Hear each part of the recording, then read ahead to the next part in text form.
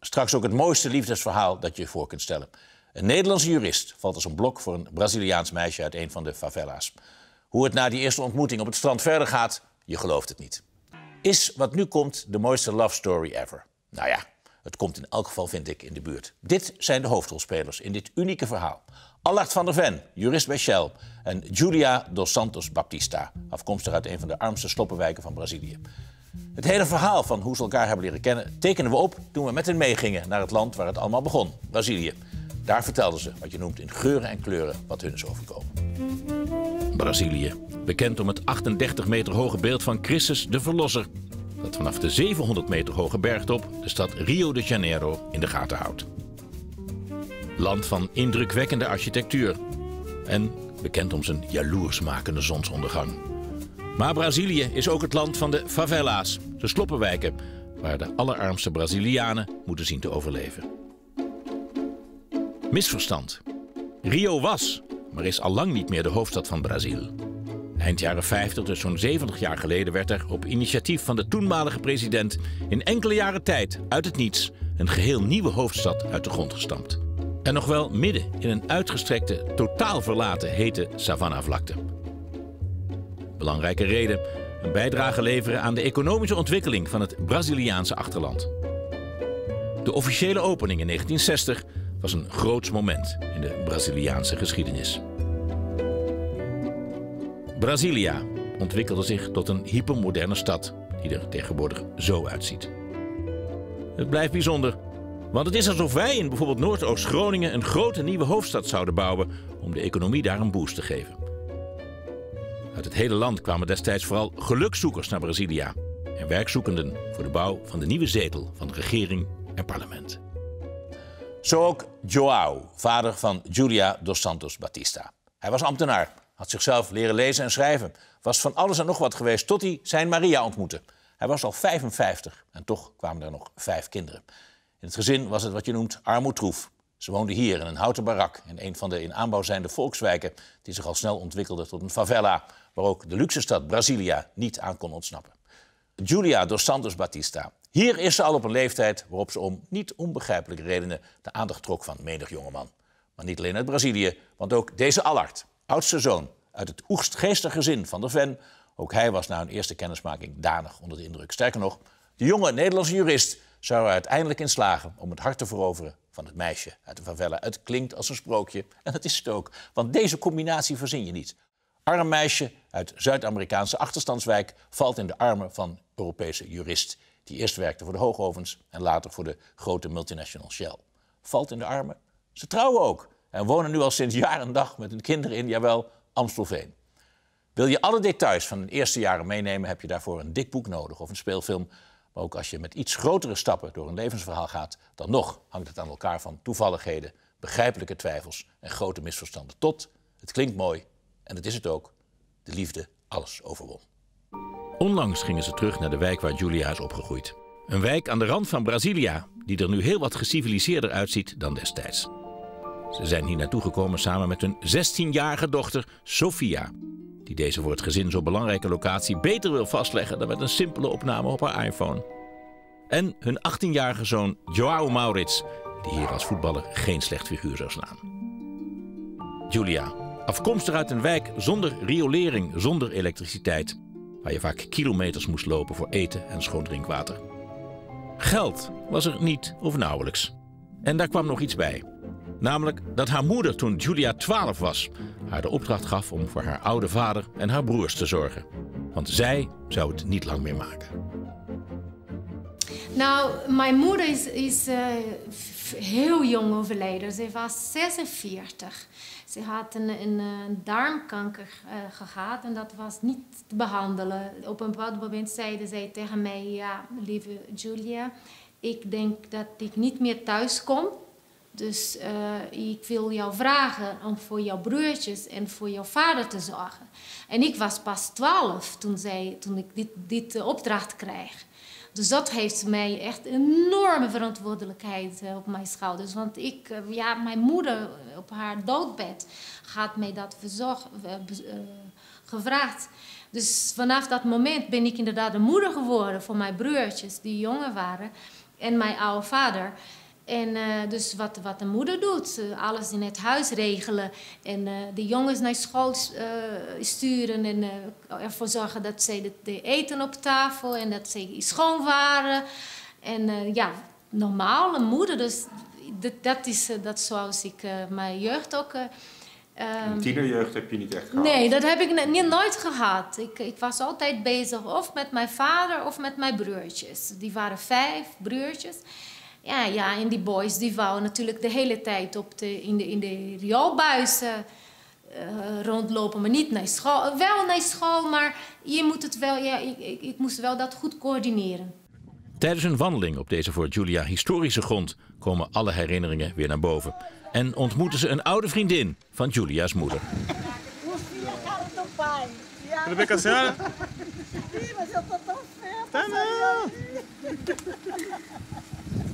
Gezamenlijk gaan ze voor het eerst terug naar Julia's lagere school. Voor haar is het een bijzonder moment. Dus het is voor mij een hele dierbare herinnering om hier terug te zijn na zoveel jaren. Er komt een oud schoolrapport boven tafel. Daarop zien ze allereerst de aantekening dat het gezin van Julia in een barak woonde. En er wordt duidelijk dat Julia een wel heel vlijtige leerling was met de hoogste cijfers. Alleen maar 9, Julia. Ja, alleen maar 9. Nee, dit is niet esse aqui é outra coisa, a 7ª série. O número... Hier, kijk. É. 9, 9, 9, 9, 9, 9, 9, 9, 9, 9. Van achteruit de klas stellen manlief en de 2 kinderen vast dat Julia op haar oude school als een idool wordt onthaald. Bom dia, amores. Bom dia. Nossa, que alegria enorme estar aqui com vocês. Wat zij heeft weten te bereiken is een voorbeeld voor deze jonge kinderen. Mas quem é o meu primeiro fã? Aliás, eu tive 2 fãs importantes na minha vida. Want Julia, afkomstig uit een favela, is een bekende kunstenares geworden. Hoe dat zit, vertellen we u straks. Intussen willen de kids alles weten over hoe ze het zover heeft weten te brengen. Ja, het is een onwaarschijnlijk verhaal. Maar goed, het begint als een uniek liefdesverhaal waar je ongemeen vrolijk van wordt. Op een dag, bijna 25 jaar geleden, besluiten Allard van der Ven en 3 van zijn vrienden om er 2 weekjes tussenuit te knijpen. Even weg van de dagelijkse zakelijke beslommeringen. Er is een reis in de aanbieding. Een vlucht met aansluitend rondtrip door Brazilië. Ze belanden in de badplaats Natal in het Noordoosten. Een toen nog minder bekend vakantieoord dan nu. Anno 2017 is Natal een eerste klas resort. Vanwege de prachtige stranden, de woeste Atlantische Oceaan die alle kans biedt aan de surfers. Je kan er van alles doen. En er is een prachtig historisch stadje. Maar ook in de jaren 80 was dit voor het viertal een buitengewoon prettige eerste kennismaking met Brazilië. Op het strand kijken ze hun ogen uit. Ook naar de voorbij paraderende Bealas Mulheres. Allard ziet 3 vriendinnen, waarvan er 1 onmiddellijk uitspringt. Wanneer ze als in een ouderwetse Bondfilm uit de zee oprijst, kan hij zijn ogen niet van haar afhouden.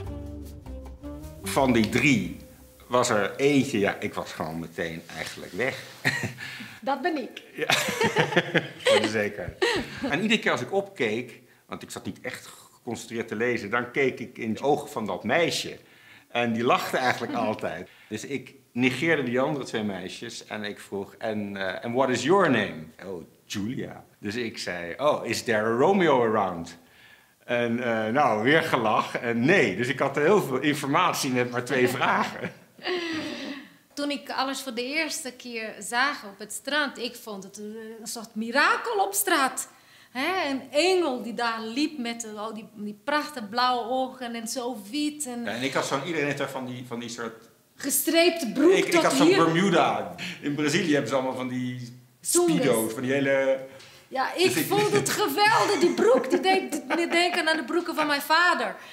Mijn vader die had ook zo'n broek. Ik vond het echt te schattig. Probleempje was alleen, Allard sprak geen woord Portugees.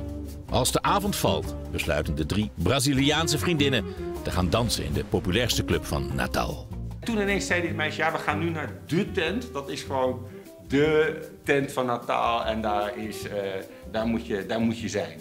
Allard belooft daarheen te komen, maar is het adres kwijt en komt uren later dan was afgesproken. De eerste die ik zie is Julia. Ja. Met een andere man.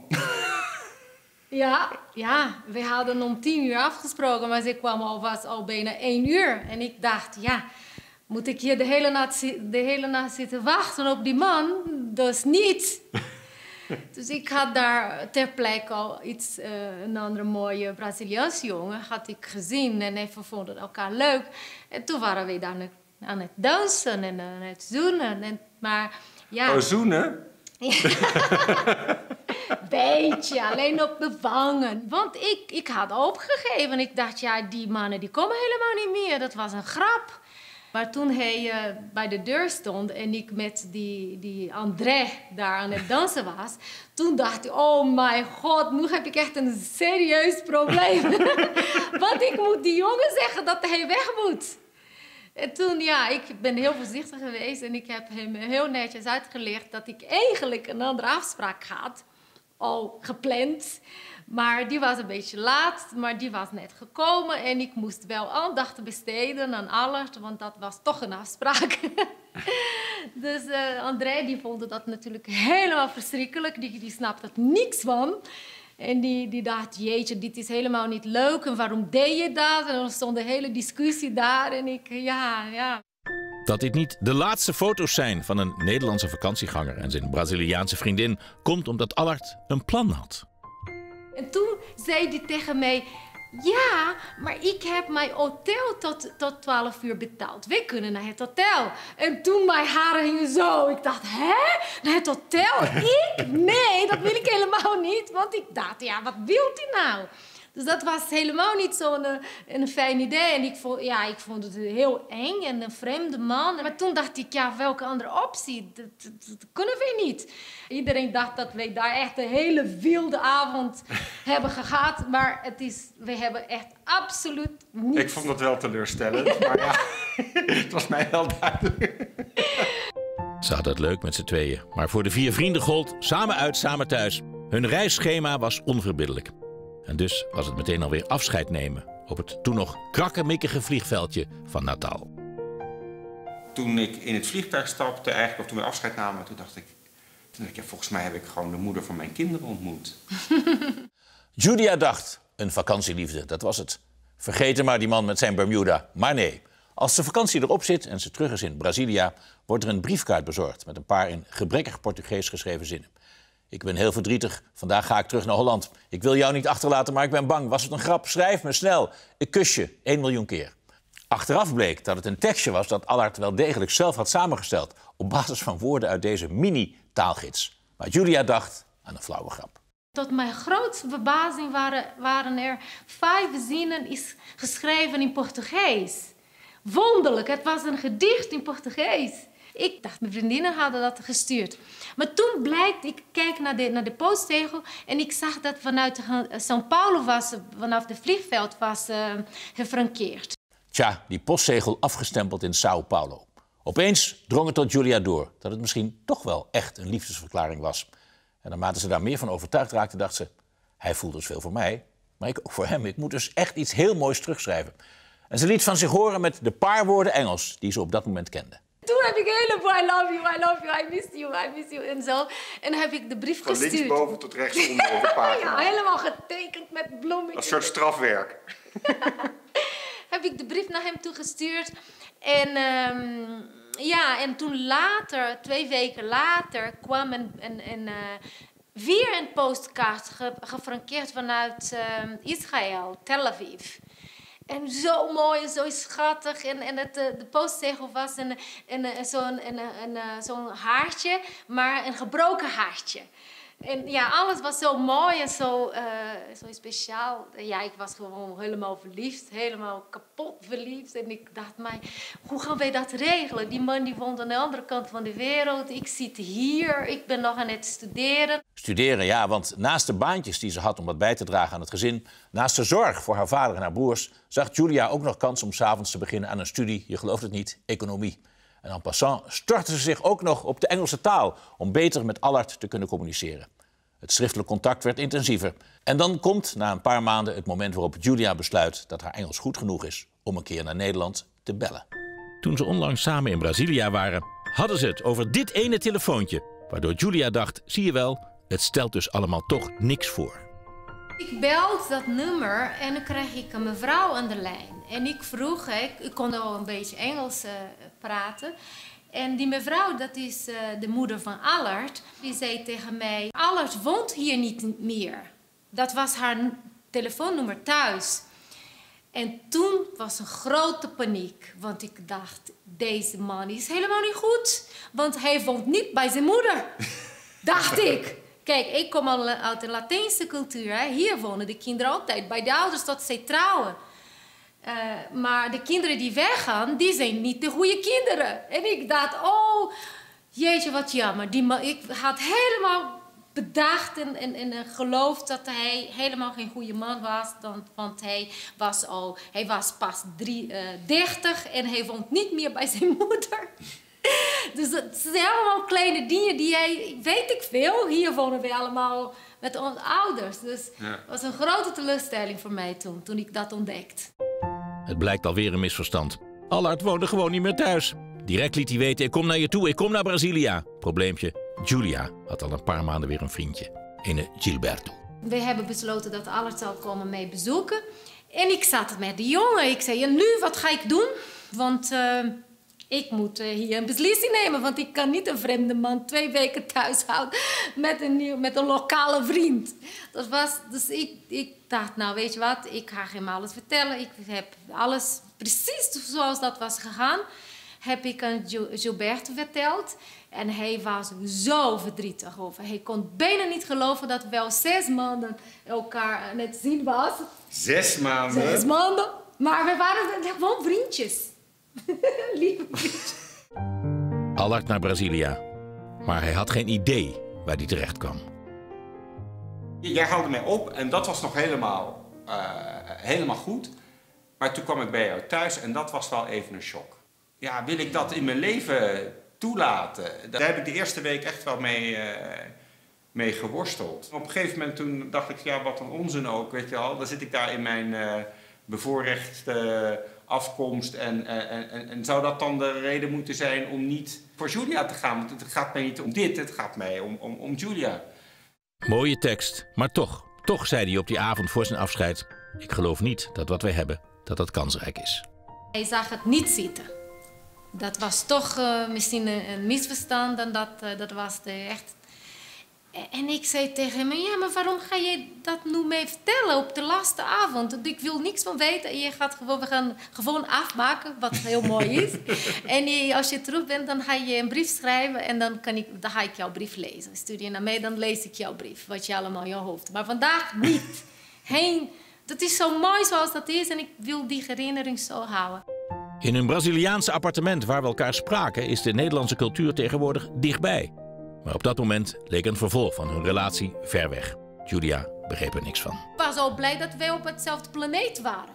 Weet je wat, ik denk, jeetje, wij zijn op hetzelfde planeet. In ieder geval, dat is opgelost. En hij was bezig met een verschil tussen culturen. Voor mij was dat zo.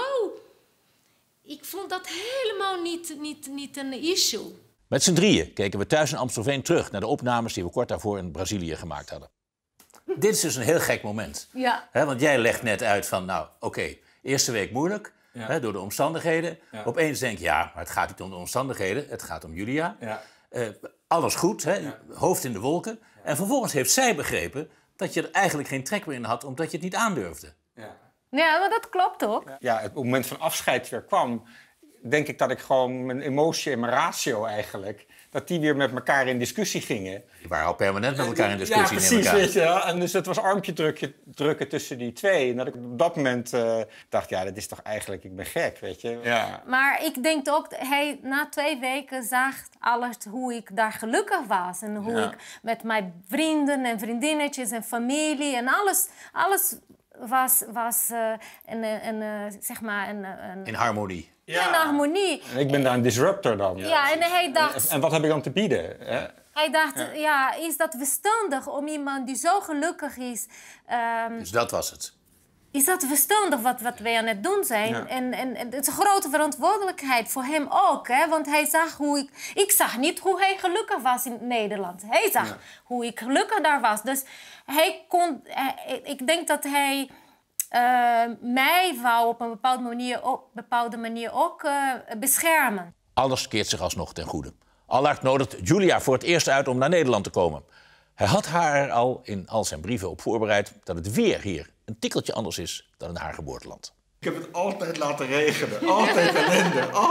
Altijd wind en ellende. Dus ik heb een beetje verwachtingen gemanaged. Dat toen zij hier kwam, dat zij mij ging vertellen... maar het is hier helemaal niet zo verschrikkelijk. Kijk, daar is de zon. Ja. Want dit had het KNMI in de beeld in petto voor Julia's eerste bezoek aan ons land. Zon, sneeuw en ijs. Een combinatie die voor haar volkomen nieuw was. En het was min 12 graden. Om indruk op haar te maken, liet hij haar niet alleen kennismaken met onze nationale attracties, maar verwende hij Julia ook met een bezoek aan Parijs. En ze gingen ook dat nog op wintersport. Het was duidelijk, dit kon niet meer misgaan. Julia naar de Vaderlandse Vreemdelingenpolitie. En al voor het gebouw een dikke zoen ter bezegeling van hun toekomstplannen in Nederland. Dankzij haar studie economie vond Julia hier een baan bij de Banco do Brasil aan de Amsterdamse Herengracht. En ze maakte kennis met haar aanstaande schoonouders. Nog voor er getrouwd werd, kwamen er 2 kinderen. Die waren bij het huwelijk bruidsmeisje en bruidsjonker. Allard had zich met zijn 3 broers nog even moed in moeten drinken. Maar toen was het zover. Love is a many splendored thing. It's the April rose. Ik had op dat moment een voorstelling van hem gemaakt als persoon. Die beelden die ik van hem had gemaakt op dat moment, dus 25 jaar geleden, is precies wat ik nog steeds van vind. The golden crown that makes a man a king. Maar nu komt het. Als Allard voor zijn werk voor langere tijd naar Canada moet, komt Julia over. De vrouw van Allards baas ontfermt zich over haar. Ga mee schilderen, zegt ze. Julia's reactie, nooit gedaan. Ik heb vroeger wel veel getekend, maar we hadden vaak niet eens geld voor een potlood en papier. Hoe dan ook, ze krijgt voor het eerst van haar leven een penseel in handen en gaat aan de slag met olieverf. En ze maakt haar eerste schilderijtje. Schilderijtje, dit is het.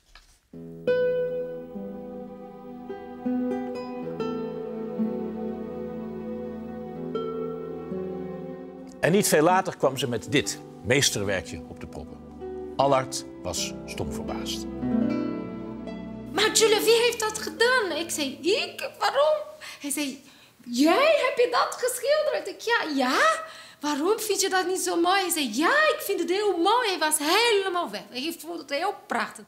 Maar je hebt me wel eens verteld dat er zelfs eigenlijk om te tekenen was er bijvoorbeeld niet eens papier of een potlood in huis. Nee, dat niet. Maar je kan op de grond tekenen ook, hè? Met jouw vinger. Je kan ook op de wanden tekenen. Als je iets wil, dan kan je altijd een tussenweg vinden.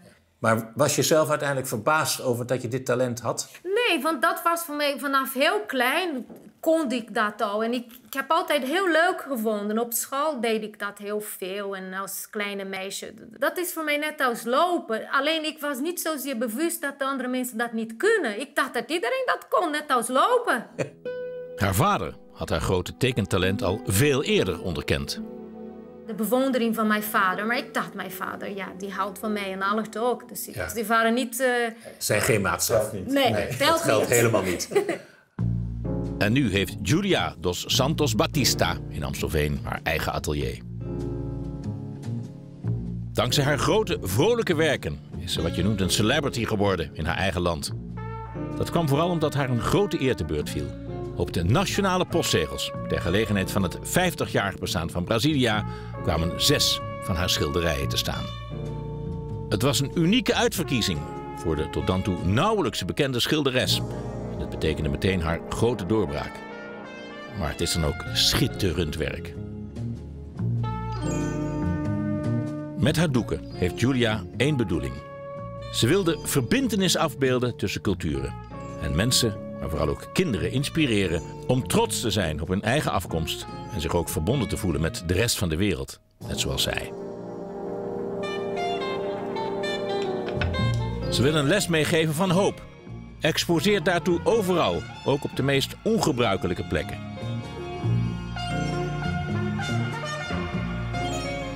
En tijdens haar meest recente bezoek aan Brasilia opende ze hoogstpersoonlijk een grote overzichtstentoonstelling van wat zij noemt mijn collectie vlaggetjes. É prazer enorme de coração recebê-los todos aqui no STJ. Dat haar werk en de boodschap die ze wil overbrengen, dat die de jeugd uit haar land aanspreken, blijkt wel uit het feit dat hele schoolklassen naar de officiële opening kwamen. Bij dat alles is één ding zeker. Ze is zo dankbaar voor alles wat haar is overkomen. Ik denk dat ik ontzettend veel geluk heb gehad. Dat ik de kans heb gekregen in een zo korte leven dat ik dat allemaal mag meemaken. Je woont in je jeugd in de kansarme omgeving van een favela. Het is armoedroef. Je moeder overlijdt als je nog heel jong bent. Je krijgt de zorg voor het hele gezin. Je hebt de energie en de moed om te gaan studeren. Ontmoet een Nederlander. Je durft de stap te nemen om alles achter te laten en te emigreren. En ontdekt op een onbewaakt ogenblik je eigen grote talent en zet dat in om vooral kinderen uit favela's te inspireren. Het is bijna te veel voor een geloofwaardig verhaal, maar het is wel waar gebeurd. Thuis in Amstelveen hangen aan de muur bijzondere portretten van hun eigen twee kinderen, João Maurits en Sofia. Kinderen die van papa de typisch Nederlandse cultuur hebben meegekregen en dankzij hun moeder ook een heel andere visie op het leven. Jij hebt net volgens mij pas voor het eerst het hele verhaal gehoord.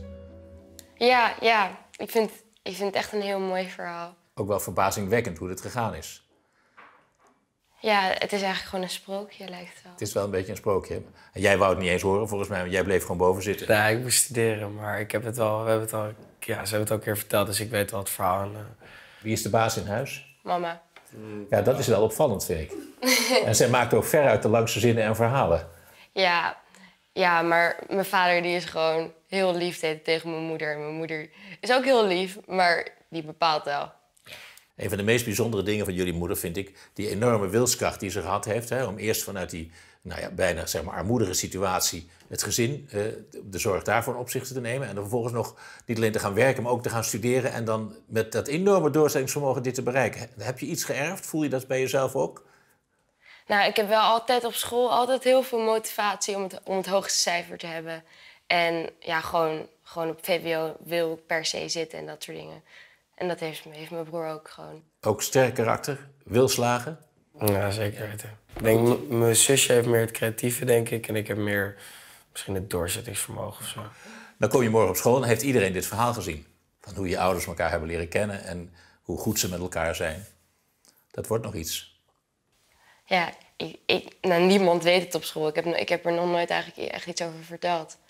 Ik denk dat iedereen het heel leuk vindt. Ja. Maar toen jij 18 was, om maar een leeftijd te noemen, had je toch nooit kunnen denken dat je nu een atelier in Amstelveen zou hebben? Nee. En getrouwd zou zijn met een man met lichte ogen en voormalig een beetje blond haar. Dat is toch totaal een sprookje? Nee, dat is ondenkbaar. Totaal ondenkbaar? Ja. Totaal. Zo is het wel gegaan. Ja. Word je soms wel eens wakker en denkt, hallo, is dit wel gebeurd? Nou, ja, nee, dat niet. Maar ik denk altijd, misschien ga ik een keertje wel hier een rekening voor krijgen. Voor zo'n mooi leven, dat kan toch niet waar zijn?